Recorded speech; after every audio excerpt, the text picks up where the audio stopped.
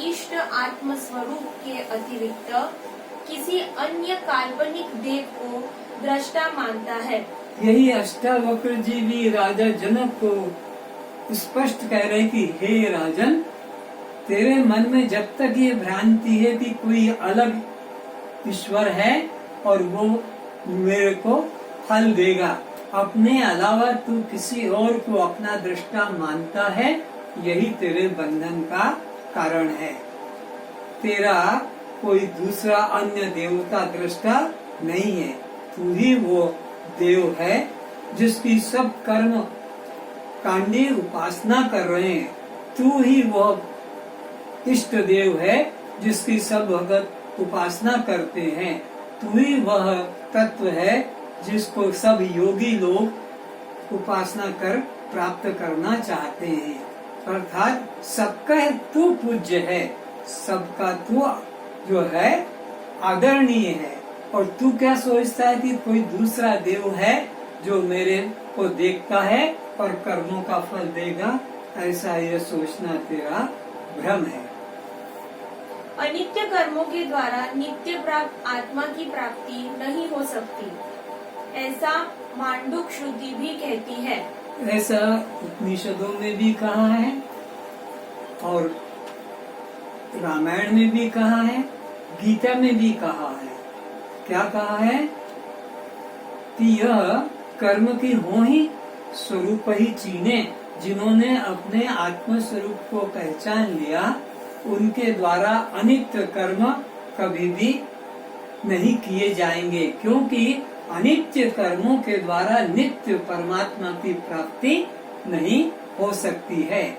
और संसार के अंदर जो भी तुम करके प्राप्त करोगे वो सब नाशवान और दुख रूप होगा।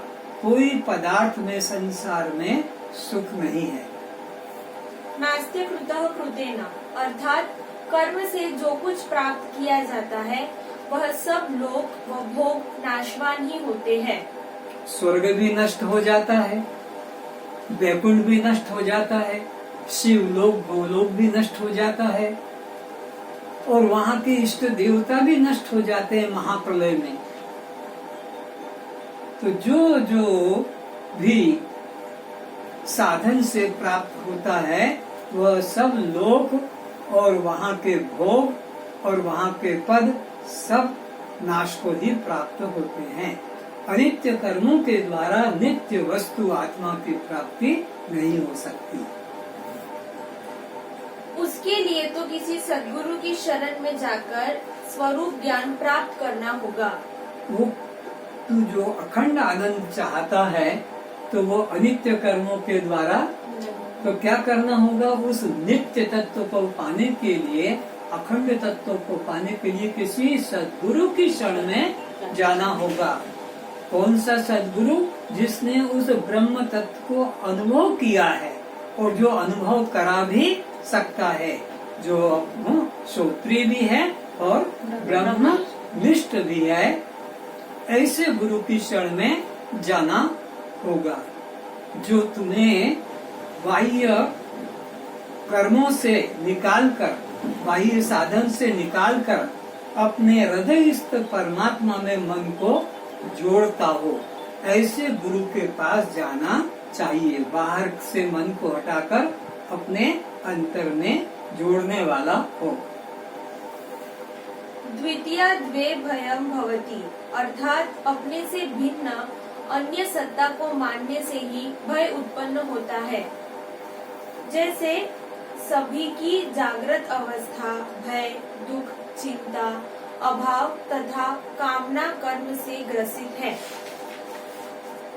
इसका सबको ज्ञात ही है, किंतु सुषुप्ति आनंद से पूर्ण है, क्योंकि वहाँ द्वैत अद्वैत का कोई द्वंद्व ही नहीं है। तो एक निश्चित सिद्धांत है कि जब तक द्वैत भाव होगा तब तक किसी को शांति नहीं मिलेगी।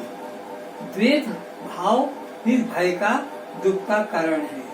जागृत में भी द्वैत है, स्वप्न में भी द्वैत है, तो वहाँ भी भाग दौड़ अशांति। पर गहरी निद्रा में वहाँ कोई द्वैत नहीं, इसलिए वहाँ का अनुभव उठकर कहता है कि मैं सुख से सोया और मुझे कुछ पता नहीं चला, क्योंकि वहाँ अद्वैत आत्मा के अलावा, शुद्ध आत्मा के अलावा कोई अन्य नहीं था।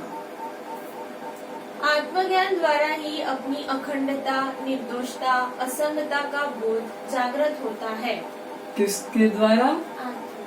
आत्मा के द्वारा ही अपनी अखंडता का, नित्यता का बोध जागृत होता है।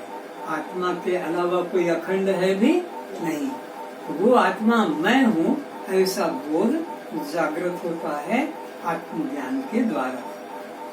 जो आत्मा इस देह में है वही आत्मा पुष्पमाला में सूत्र की तरह सब शरीरों में एक ही है। कैसा है वो? पुष्पमाला में सूत्र की तरह। वो कैसा अखंड है कि पुष्प माला में पुष्प तो अलग अलग है, छोटे बड़े भी हैं, कोई सुगंध वाला है, कोई सुगंध वाला नहीं है, सब में पुष्प अलग अलग है, पर सूत्र सबका कुछ लगा लेना आँख के ऊपर, बार बार होता है हल्का सा।